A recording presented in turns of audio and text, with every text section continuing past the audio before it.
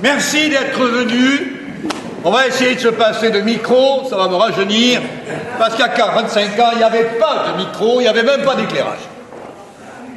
Alors je vais essayer également de faire plaisir à notre caméraman en me tenant, moi qui bouge beaucoup, à la même place. Alors, permettez-moi de me présenter. J'ai 69 ans depuis le mois de mars, et ça fait 45 ans que je me bats pour la libre entreprise. Alors vous voyez à peu près, je vais bientôt fêter mon cinquantenaire. Je suis toujours agressif lorsqu'il est nécessaire, et je dirais toujours gentil lorsqu'il est aussi nécessaire. Et là aujourd'hui, je vais vous raconter une épopée rapidement. D'abord, je suis autodidacte. Je suis né en 1947, et mes études s'arrêtent au certificat d'études primaires. Mes universités sont pénitentiaires, car arrêté 5 fois, faisant 5 stages dans les diverses prisons de France, j'en ai fait 6, j'aurais pu écrire un guide en mettant des barreaux à la place des étoiles.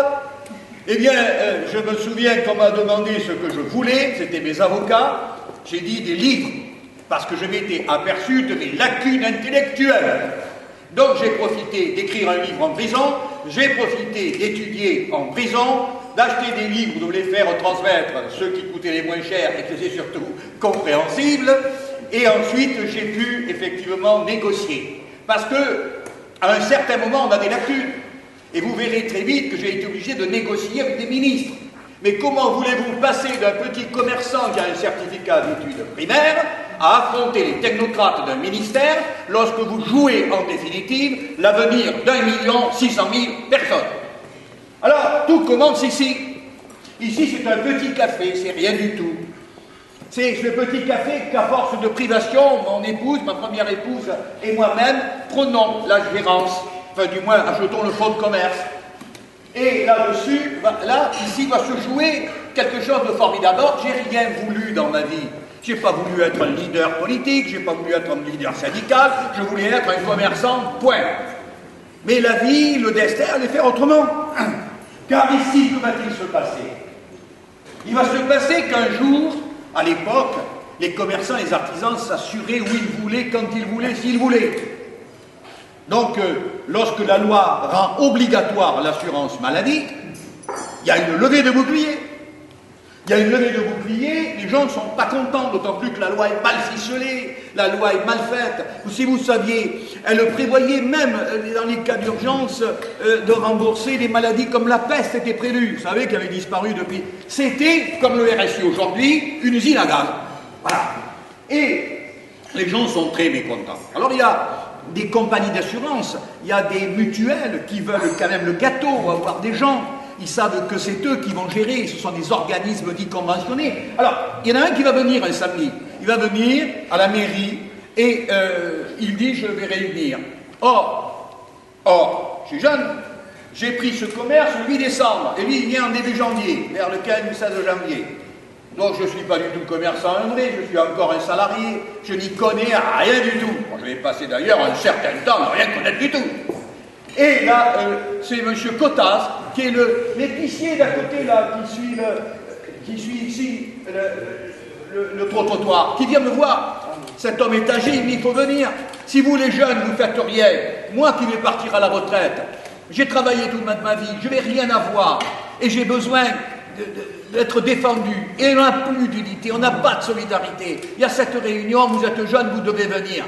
Et il finit par me traumatiser, M. Cotas. Alors pour lui faire plaisir, le samedi, j'y vais. Et dans ce samedi, dans la salle, il y a quoi, 50 personnes, donc à peu près 30 femmes, qui vont jouer un rôle déterminant. Parce que les maris jouent au boule, les femmes sont venues, c'est l'assurance maladie, ça touche les enfants, le social, ça les intéresse, en priorité. Et au milieu du discours, je me passionne, je me lève, je contredis la personne. Et j'explique pourquoi. Et là, on va me dire, écoutez, monsieur Nicou, vous êtes le dernier arrivé, vous êtes tout jeune, vous allez écrire une motion pour le sous-préfet. Je vais accepter. Et là, je ne sais pas ce que je vais faire. J'accepte pour m'en débarrasser, pour faire plaisir, pour m'inscrire dans le paysage local. Et on va se retrouver 15 jours après pour signer une motion. Là, il y a du monde. Le maire trouve que je suis trop excessif. Je trouve que c'est normal.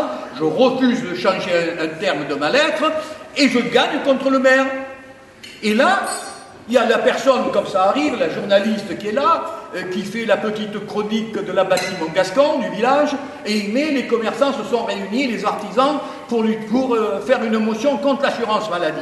Moi, je croyais que ça s'arrêtait là. Eh ben non, parce que tout le monde lit ce qui se passe dans le village d'à côté.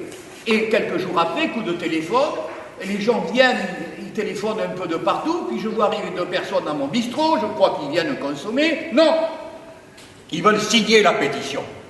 Alors, ben, ça fait 2 villages. Mais le 2e village, il y a aussi la personne qui marque. Ça fera donc 3, 4, 5, 6 et de village en village. Chaque soir, quelqu'un, j'ai pas de voiture, j'ai pas de permis, donc on va me mener de village en village, quelqu'un va se dévouer, où là, il y a 20, 30, 40, 50 personnes, c'est l'Isère. Alors à un certain moment, on arrête. Alors on va essayer d'importer cette motion au sous-préfet. Et là, le sous-préfet, je avais pensé que la salle de 400 places du cinéma était suffisante. Eh bien non, elle n'était pas suffisante, il y en avait autant dehors.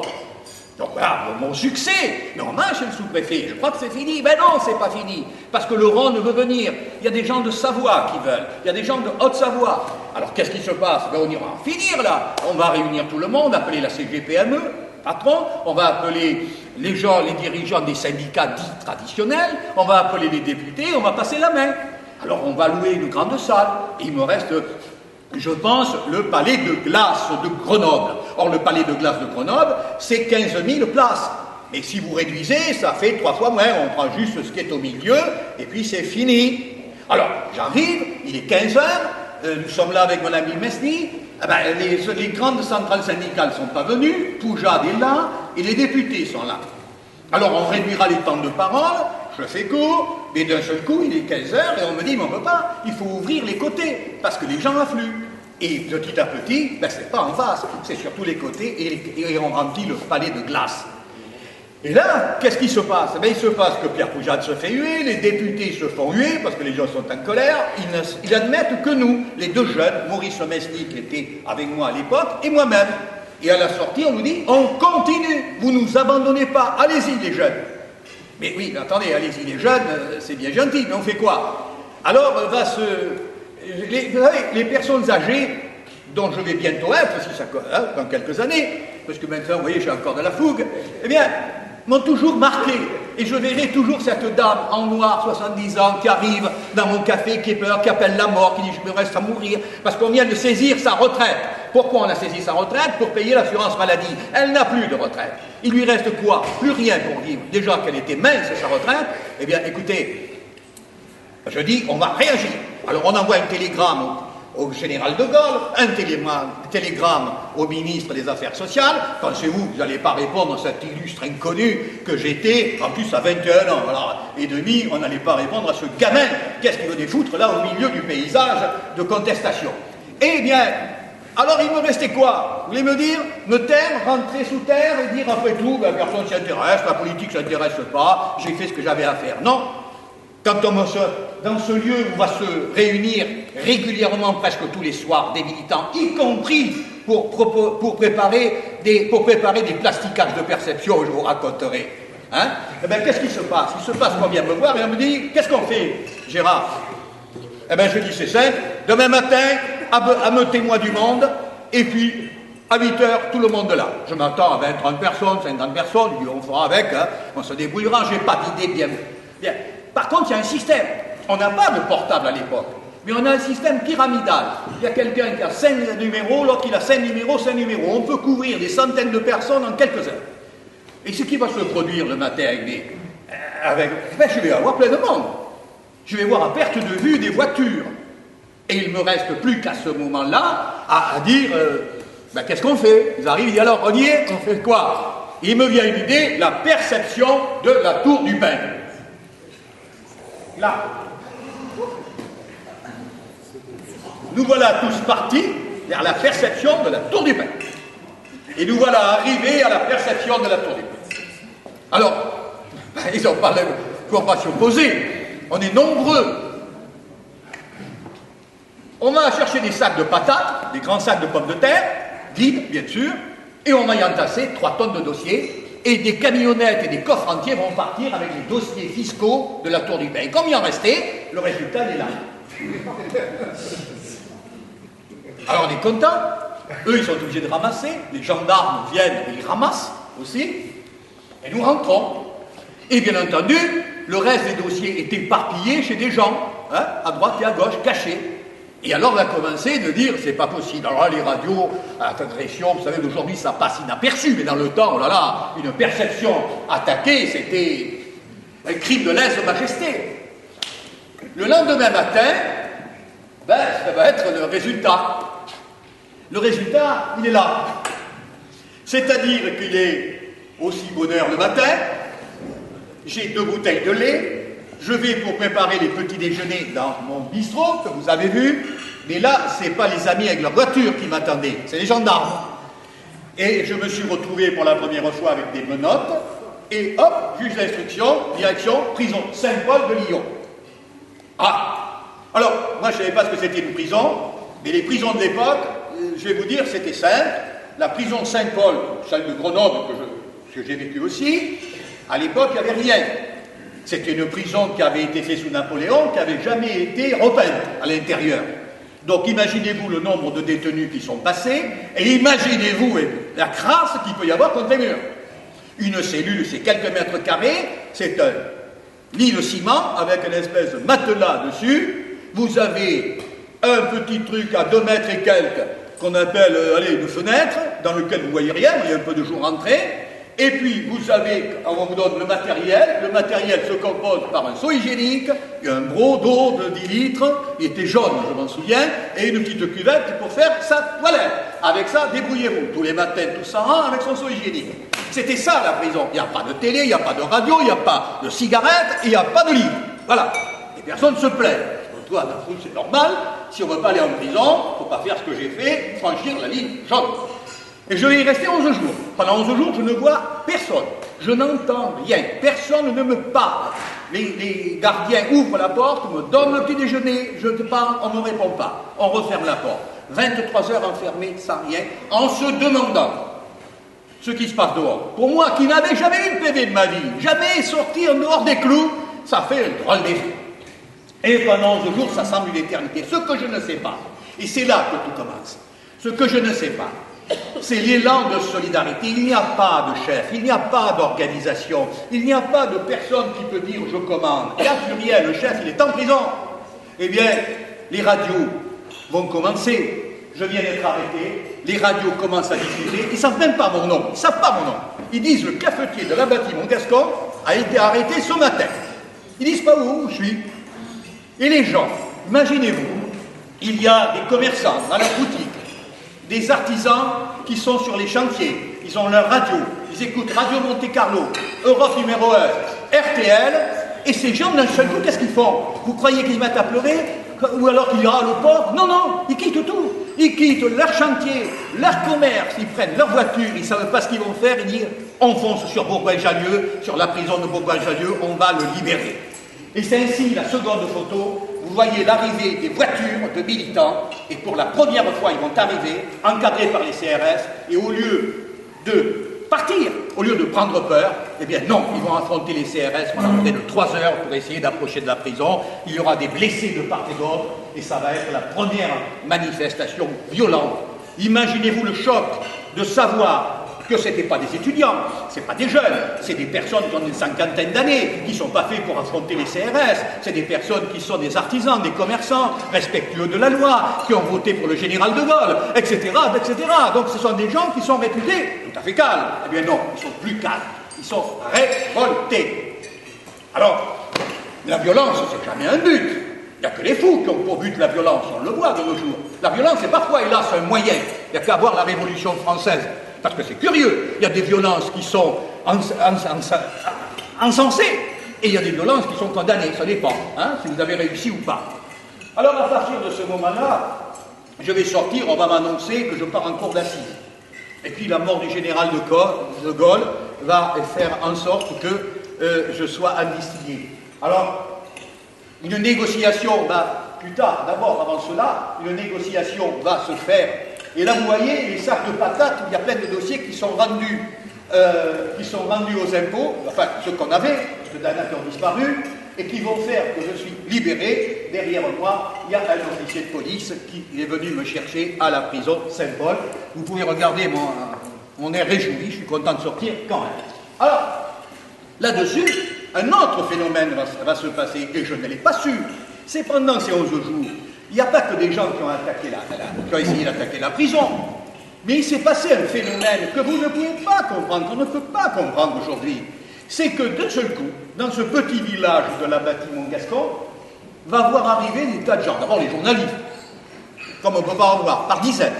Et ensuite, il va venir des gens, mangez surtout. Ne vous interrompez pas, parce que ça va être un peu long, et je n'ai pas très faim, et ça ira très vite. Alors, surtout ne vous privez pas, je ne voudrais pas vous priver de cette entrée, et après on continuera. Alors il va venir, on va arriver d'autres gens. Et qui des commerçants. Il y a en France des commerçants, des artisans, qui écoutent, qui voient la télé et qui disent la solution, elle est dans ce petit village. Et dans ce petit village, on y va. Ils ne se posent pas de questions. Certains disent, prépare une valise, je m'en vais. L'avion, le train, la voiture convergent.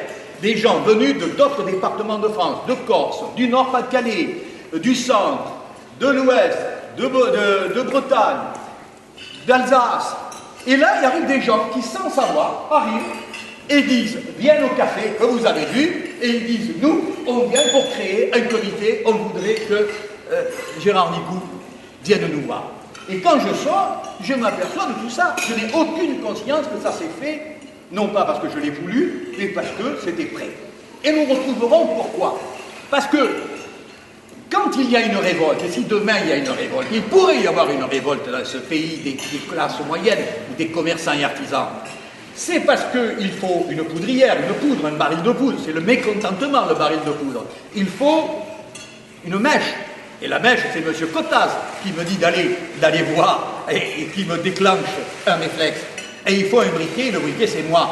Si il manque une des trois choses, la mèche ou des deux choses, la mèche ou le briquet, ça ne fonctionne pas. Le RSI aujourd'hui, qui est une autre usine à gaz, pourrait exploser. Il y a la mèche et tout. Ce qui manque, c'est le type assez courageux pour appeler à la grève des cotisations, c'est tout. Parce que personne ne veut se mouiller et personne ne veut jouer. Or moi, quand j'appelle à la grève des cotisations, je sais une chose, c'est que c'est trop tard pour moi. Que je suis condamné toute ma vie à ne rien posséder. Je vais me l'apercevoir très vite. Parce que si vous possédez quelque chose, à partir de ce moment-là, ils vous tiennent à la gorge. Parce que si tu fais ça, je te prends tout. Et c'est normal d'avoir peur. Donc le seul moyen de ne plus avoir peur, d'oublier la peur de perdre pour s'ouvrir à l'espoir de devenir, c'est tout simplement de ne rien posséder ou de faire autre chose. Par exemple, de la politique, c'est plus facile, ça rapporte mieux et c'est moins dangereux. Mais comme ça ne me plaît pas, je reste dans le syndicalisme. Alors là, j'ai plus rien, et je sors et je vais continuer. Mais je vais mettre un cran au-dessus. On va même mettre un cran au-dessus. On va commencer par les tournées. Et je passe sur les tournées. Très vite, qu'est-ce qui se passe? Nous partons, imaginez-vous, on est dans une salle. Et je dis, il faut prendre la France puisqu'ils veulent. Alors on va partir avec une idée 19 et avec un tube Citroën et 5 personnes qui n'ont jamais voyagé. On n'a rien, on a une rodéo à alcool. Il suffit le matin d'arriver dans un département, dans une ville, de tourner la rodéo, de chercher une salle et de dire réunion ce soir. Les gens sont prévenus à la fin de la matinée. Ils sont prévenus dans l'après-midi. Et le soir, la salle est pleine. Et quand la salle est pleine, je dis, vous ne voulez pas créer après mon discours si vous avez le courage, si vous voulez défendre vos familles. Vous n'avez pas le droit, vous les hommes, d'abandonner vos femmes et vos enfants. C'est le social, c'est leur protection sociale. Et là se lèvent des gens, viennent signer et fait les premiers bureaux. Et là on fait la quête, et la moitié de la quête reste sur place, et l'autre moitié nous continuons. Et ainsi pendant 3 mois. Nous partirons et de petit hôtel en petit hôtel, en couchant des fois à 3 par chambre, et avec pas d'argent pratiquement, nous allons pendant 3 mois créer en France le plus grand réseau de révolte des commerçants et artisans qui puissent se penser, et qui nous mènera dans les années 71 à avoir 80 000 adhérents à travers la France. Voilà. Alors, les réunions, après, elles se concrétisent. Vous avez ici une réunion. Là, c'est le palais des sports de Paris, 10 000 personnes. Des palais des sports, des salles à 2 000, des salles à 3 000 personnes, ça devient courant. Vous avez ici, regardez, c'est le théâtre d'Orange, le théâtre antique d'Orange, qui a été fait par les Romains, comme ça veut le dire. Il est archi plein. On est tout petit là, c'est une scène qui reçoit l'éco-régie d'Orange. Et on est tout petit face à tout ce monde, ce peuple. Mais c'est déplacé, ce peuple. C'est l'Ouest qui est là.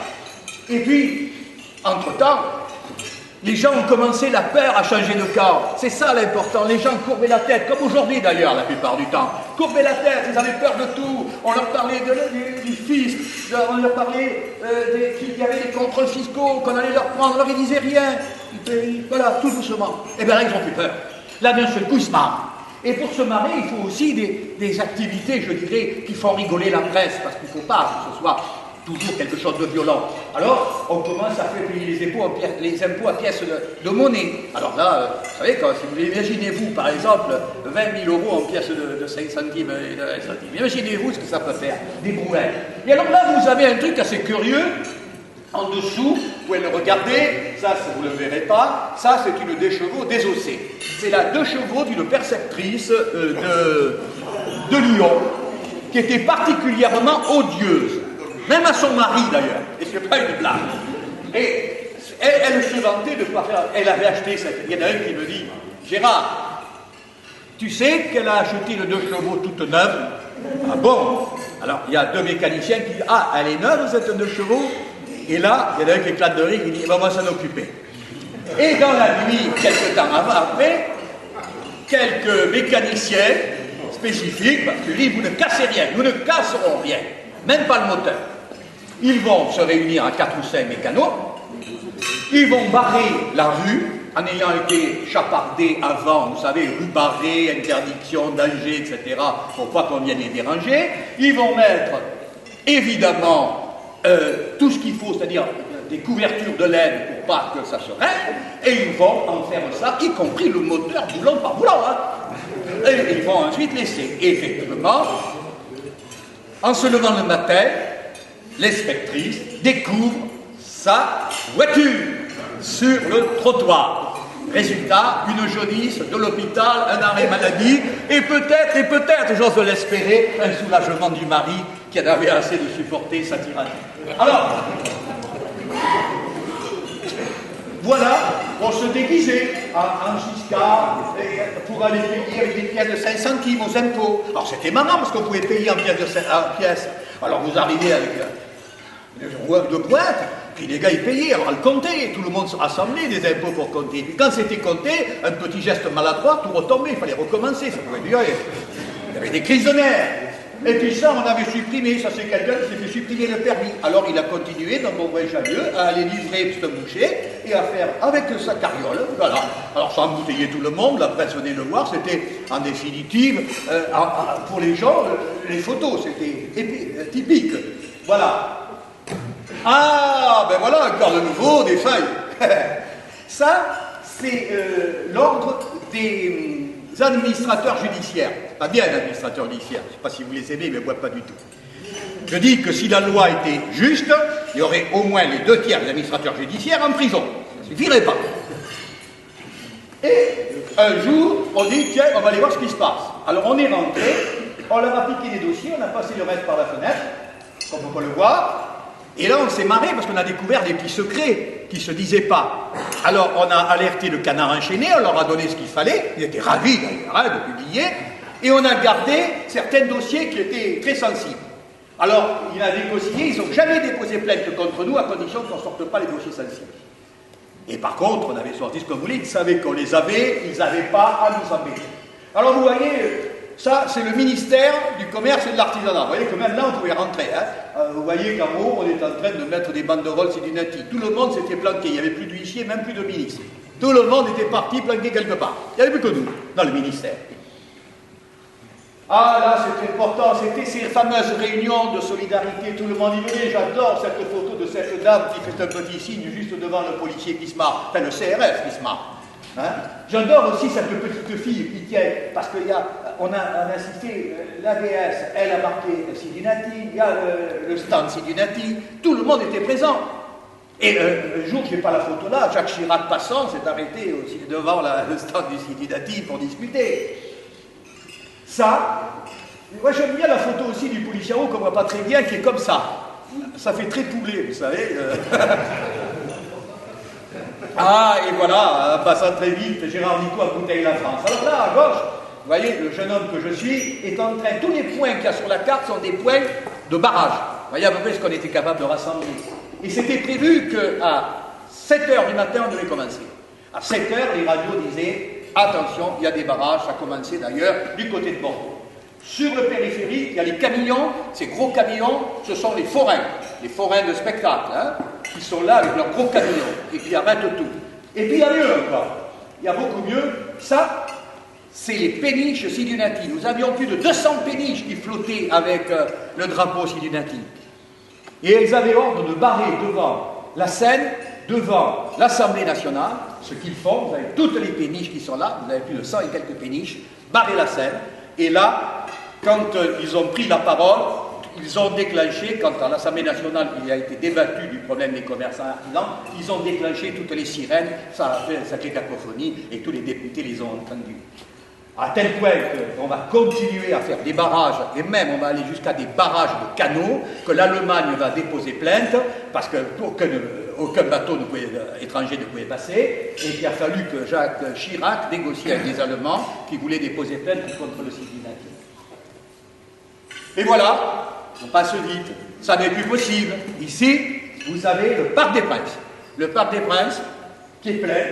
Vous avez votre serviteur, tout petit, minus, devant 40 000 personnes. Venus de toute la France. Les cars sont énormes. Et là, je ne suis pas tout seul. Il y a 4 mouvements qui se sont réunis pour remplir ce truc. 4 mouvements, 4 chefs. 4 ou 5 chefs. Il y en a un plus petit. Et puis, tout le monde va dire, on a décidé de marcher sur le ministère. 40 000 personnes ne peuvent passer. Hein. Mais voilà, on est encerclé par les CRS, par la gendarmerie mobile. Et que se va-t-il se passer? On descend et on se rend compte de tout ça. On va dans le vestiaire où on se réunissait pour diriger. Et dans le vestiaire, tout le monde se dégonfle. Parce qu'il faut aller dire à tous ces gens qu'après leur avoir dit qu'on allait tout faire, eh bien, on n'allait rien faire du tout. Or, dans ces gens, il y a quand même pas mal d'alcoolisés. Parce que depuis le matin, ils sont partis des fois à 5 heures du matin, et dans les coffres des cars, je vais vous dire, il y a de la nourriture, mais il n'y a pas que ça. Hein, ça va de la bière au vin en passant par le champagne selon nos rondiers. Donc, il y en a qui sont chauffés à blanc.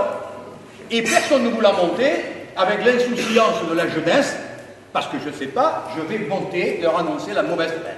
Et là, je commence et je dis, je crois que tout va bien passer.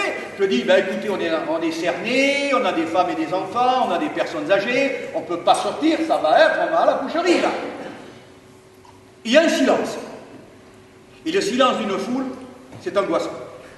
Surtout quand commencent à partir des mots injurieux vers vous, dans le style traître, salaud, etc. Ça ne fait pas de détails.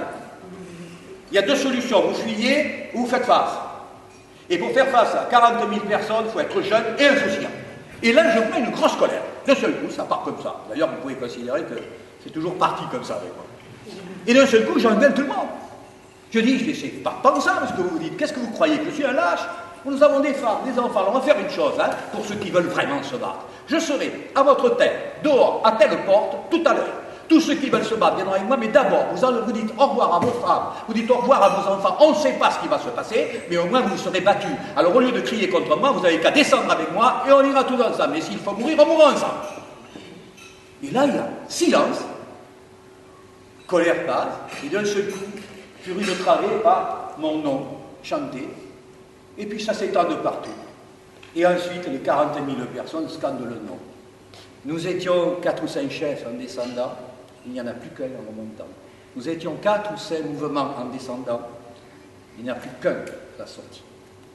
Et il n'y a plus qu'un chef, qui a 23 ans. C'est tout. Sur des gens qui en ont 50 en moyenne,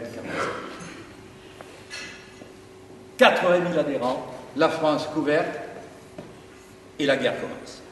Elle commence parce qu'on ne veut pas nous écouter, parce que le fisc rentre en jeu, parce qu'il faut défendre ceux qui sont poursuivis par les huissiers. Alors un soir, il vient quelqu'un qui me dit, Gérard, si tu me donnes l'occasion, l'instruction, d'accord, demain je fais sauter la caisse maladie. Et je lui dis, pas de décès? Il dit, non, je suis artificier. Il dit, bon, on va essayer. Et la caisse saute. Et il n'y a pas de blessé. Et on y prend goût. Alors, on vient me voir dans mon café, petit café que vous avez vu, et le soir, les volets fermés, On discute. Et on commence à me dire, tiens, on est allé, parce qu'à l'époque, on est allé sur tel chantier, on a piqué 5-6 bâtons de dynamite, est-ce qu'on peut s'en servir? Ah oui, pas de la perception, là, une perception, ah ben allez-y, boum! Et ça va faire boum, un peu de partout. À tel point qu'à Lyon, on battra les records, 9 perceptions dans la même nuit. La nuit bleue des perceptions qui crée le Dauphiné libéré et le progrès de Lyon. 9 perceptions. La police sur tous les coins, sur toutes les perceptions, plus de police dans Lyon, et comme il y avait des cambrioleurs qui cambriolaient la plus grosse bijouterie, ils ont pu le faire tranquillement, ils n'ont pas été dérangés. Tous les policiers étant sur la zone de turbulence des perceptions qui avaient sauté. Alors bien entendu, ça va faire un pataquès pas possible. Je passe pour un affreux bandit. Jour, tout le monde veut que je rentre en prison. Je suis arrêté. Je vais être arrêté plusieurs fois. Je vais passer là-dessus. Des prisons que je connais, des 2 mois, des 3 mois de prison. Et puis on affronte les CRS. Hein. On se respecte, mais on se tape dessus. Il y en a il y a des blessés. Et ça va être Libourne. À Libourne, on arrive, on est 5 ou 6 000. On va nous barrer le passage, on force le barrage, on va se battre jusqu'à 2 h du matin, on va laisser 30 et quelques blessés de notre part, on va en faire de l'autre côté, on va incendier des camions de l'armée qui passaient par là, on va se battre comme des chiens. Et puis effectivement, on va attendre de me juger que j'ai fini, parce qu'une autre bêtise va arriver derrière. La bêtise, ça me vaudra ça. Alors moi je l'ai encarté, c'est mon mandat d'arrêt, c'est un de mes premiers mandats d'arrêt. Là, il y en a qui gardent la photo de famille, moi ma photo c'est mon premier mandat d'arrêt. Ce qui ne veut pas dire que le gardien de prison, il faisait partie de ma famille. Hein. Mais en fait, à force de me voir, parce que c'est la 3e fois, il est gentil. Alors même mieux, au ministère, on avait un accord. Ne m'envoyez plus les gendarmes. Dites-moi quand je dois rentrer. Je vous donne ma parole, ok. Tel jour, telle heure, ok. Et là, vous avez la preuve. C'est-à-dire qu'on n'est pas venu m'arrêter, j'ai mon avocat à côté. Non, simplement je sonne et le gars il m'ouvre la porte, comme l'hôtel, si je veux y arriver.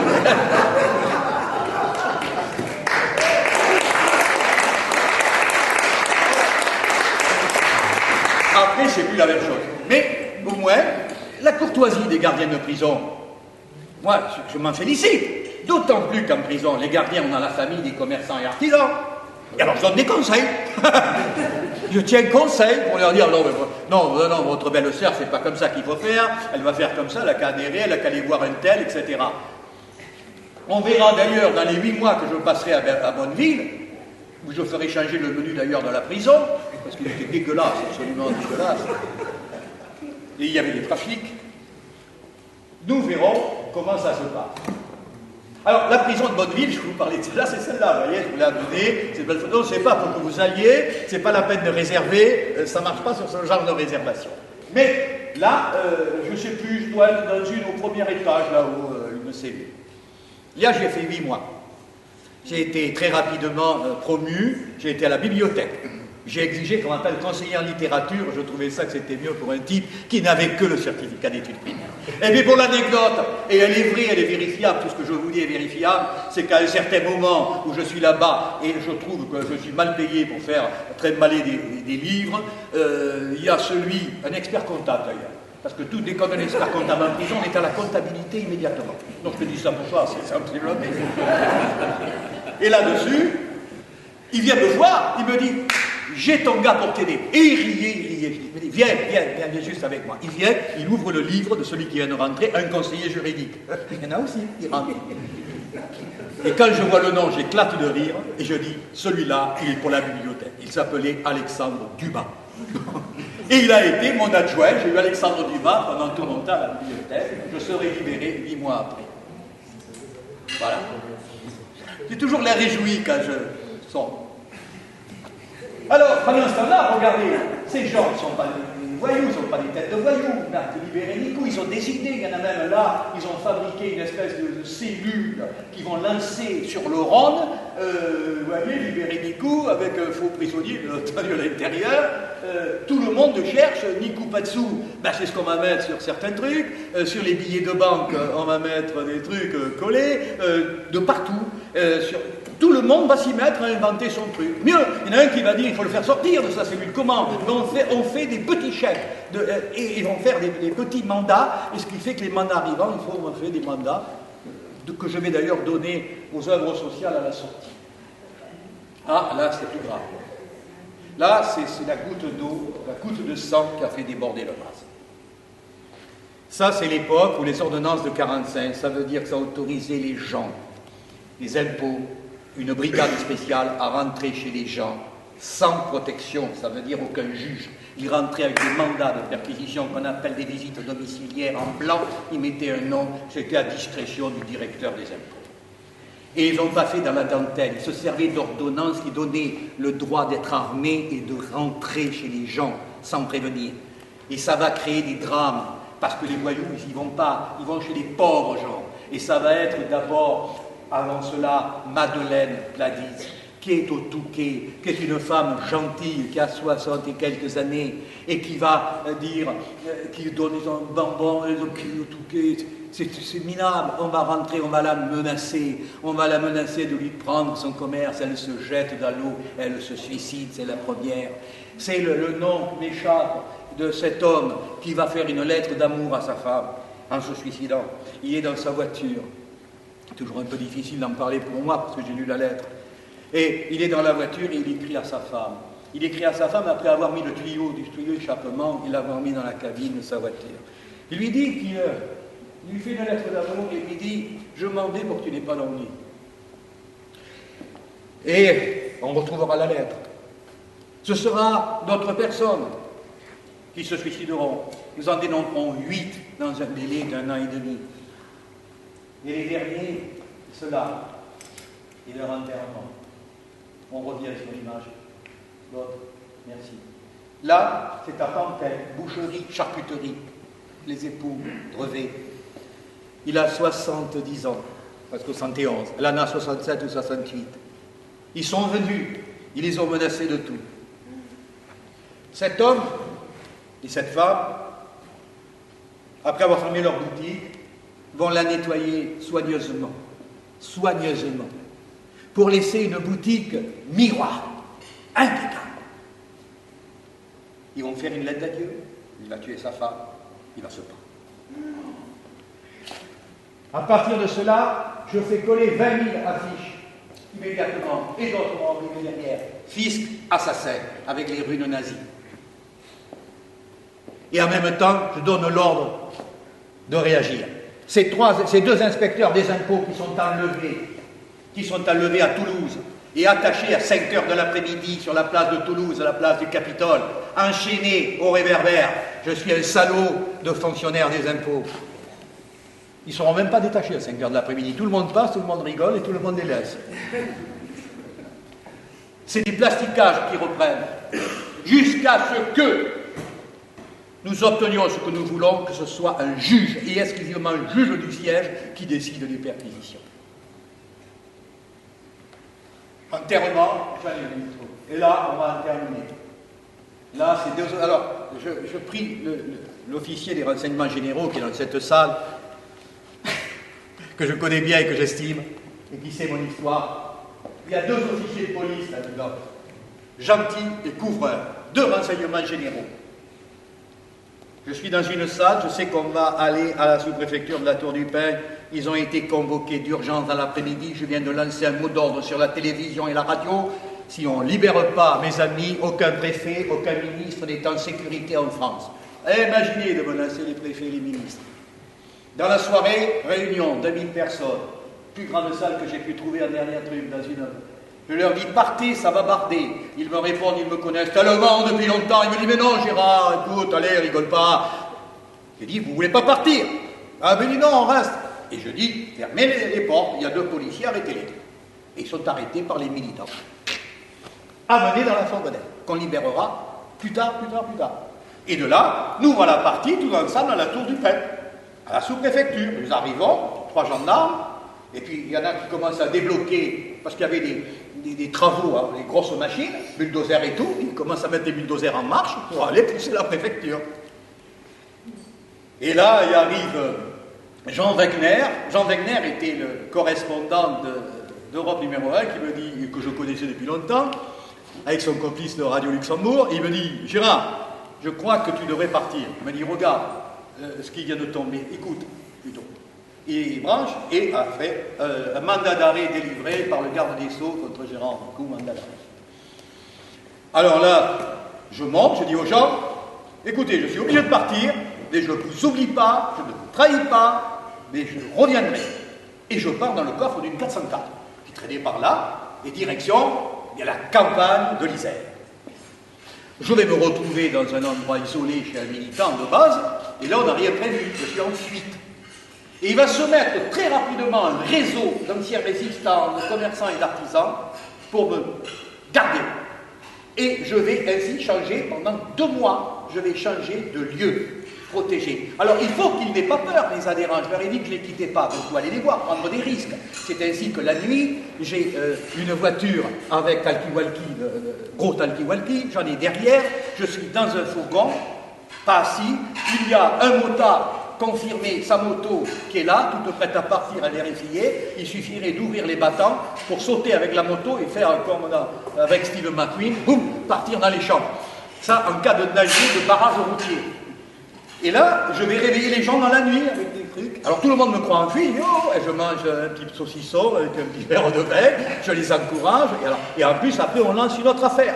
C'est-à-dire on enregistre les discours à l'avance sur des mini-cassettes, et on annonce réunion de Gérard Encou. Alors que les gens se précipitent, on met une grande photo, les militants mettent une grande photo, et puis moi je réponds. C'est-à-dire que je peux suivre l'actualité. On dit du mal de moi, je réponds dans la nuit, le lendemain on diffuse. Ça part de partout, on a un réseau qui passe d'ailleurs par le curé du village, et je vais, ça c'est moi, me voilà, je suis un camarade de moi. Alors je vais être blond, parce que ça c'est amusant, il y en a qui vont m'amener leur épouse qui sont coiffeuses pour me teindre en blond, etc. D'autres, ça se met tout un réseau, hein, avec des fausses cartes, des fausses photos d'identité. Je vais quand même, pendant 2 mois, les narguer. Et ça, ils n'aiment pas du tout. Alors à un certain moment, ils disent, dégage les gens de l'Isère, et ils m'envoient le commissaire Jacques Arstrich, commissaire divisionnaire au renseignement généraux service action, qui est un ancien combattant des Barbouzes en Algérie, et qui va descendre avec Salmon et un autre inspecteur, s'installer au restaurant-hôtel du Moine Bressan, Montbré-Jallieu, et pendant 2 mois, ils vont essayer de me trouver. Ils ne vont pas y arriver. Alors ils vont monter un truc, je vais l'apprendre, moi, quand Jacques Arstrich, qui est devenu mon ami, fait un livre, ils vont, dans le livre, dire comment ils m'ont arrêté. Ils m'ont arrêté en montant un système qui a consisté à inventer un faux journaliste qui était accrédité par Newsweek américain, pas qu'on puisse. Et avec ça, on l'a, dans un réseau, on me l'a amené pour une interview. Et le gars qui me l'a amené, c'est pas méfié. Et résultat des opérations, ils m'ont ciblé. Le lendemain matin, j'ai été arrêté et je rentrais à la prison de Grenoble pour 2 mois. Petite escapade à la prison de Grenoble. Et sorti. Et ça, c'est le résultat. Moi, j'y tiens parce que, si vous voulez, on arrive à la fin. Ça, c'est passé au jour du 17 juillet 1974. Vous pouvez vérifier. J'ai obtenu ce que je voulais. J'avais lancé la grève des cotisations maladie. Ça a duré 4 ans et demi. J'avais refusé de lever l'ordre de grève si on n'amnistiait pas les gens qui m'avaient suivi. J'y dirais, je retournerai en prison, j'irai jusqu'au bout, mais vous, je ne céderai pas. Et je n'ai pas cédé, et on a négocié entre 2 prisons. Et on m'a dit, écoutez, ça ne passera pas le 14 juillet, ça passera en douce. Parce que cette amnistie, elle est illégale. Pourquoi elle est illégale? Parce qu'on ne peut faire que les amnisties fiscales. Parce que le fisc, c'est l'État. L'État peut dire, j'amnistie tel ou tel contribuable.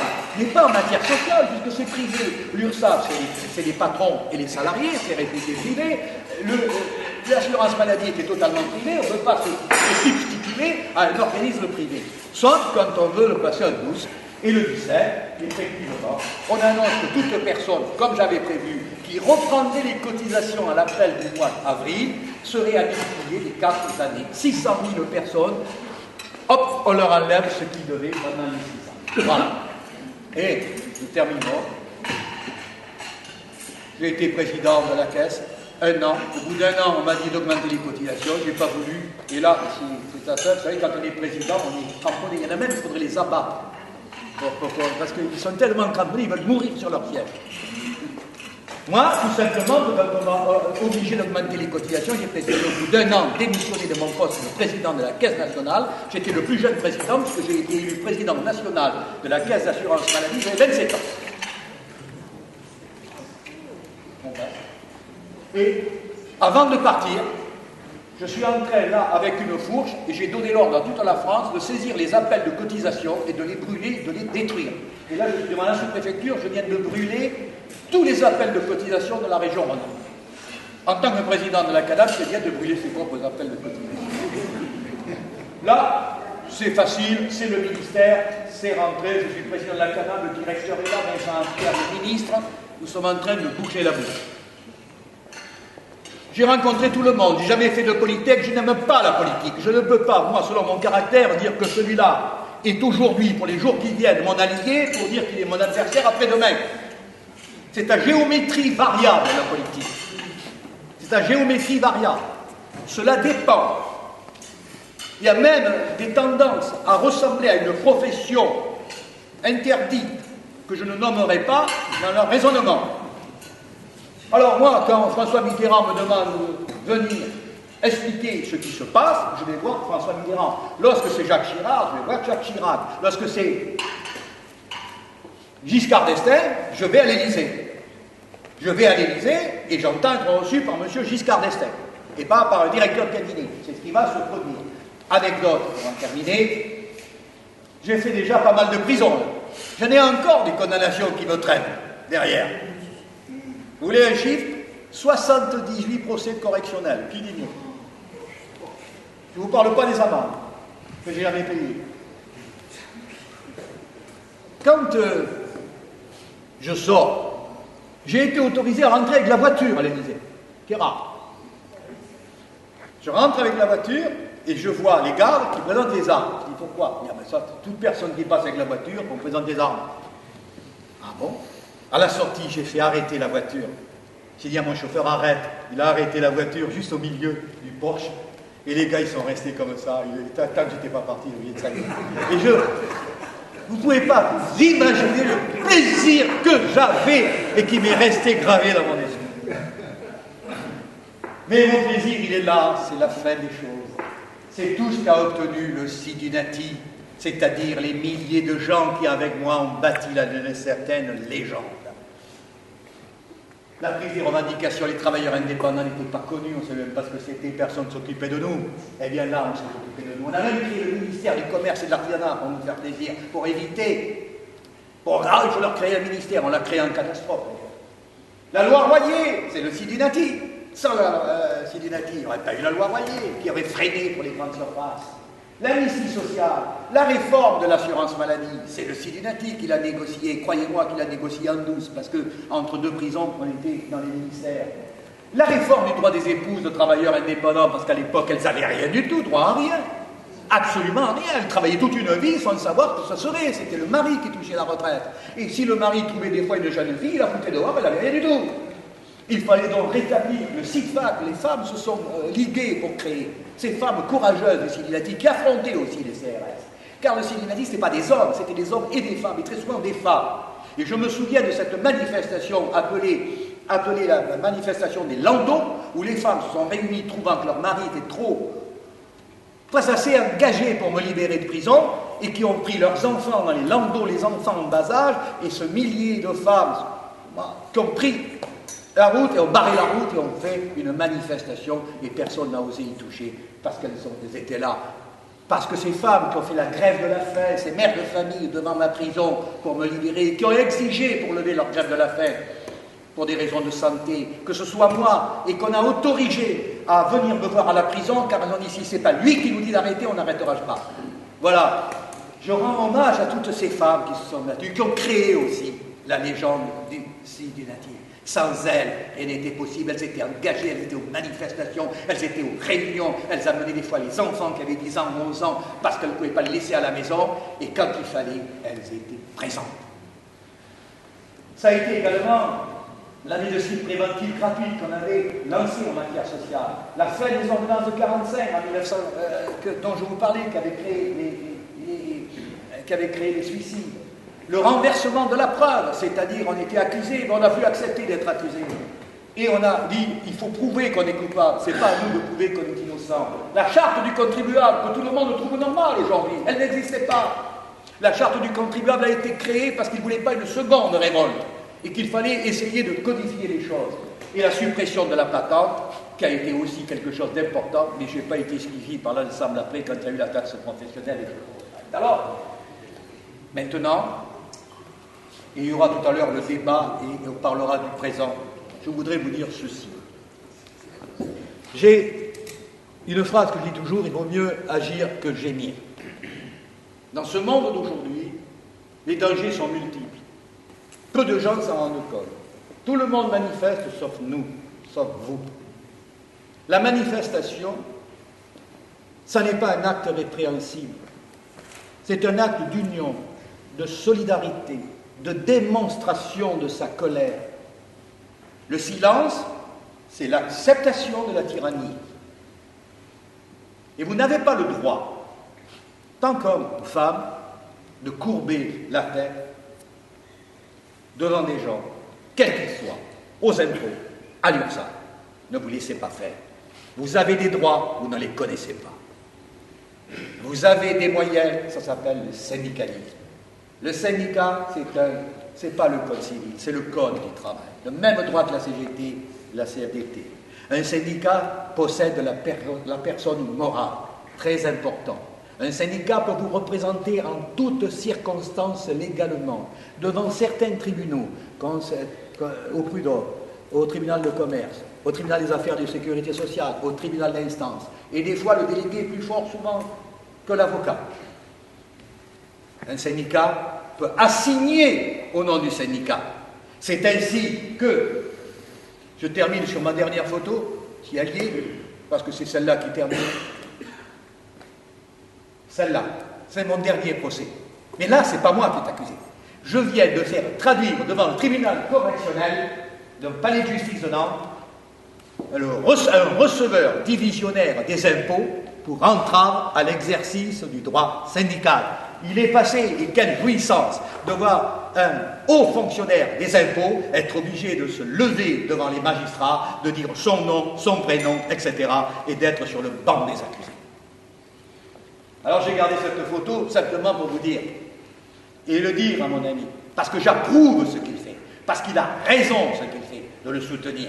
Idée PME, on se connaît depuis longtemps, c'est peut-être quelque chose d'avenir. Il faudra le bâtir. Ça ne se bâtit pas tout seul.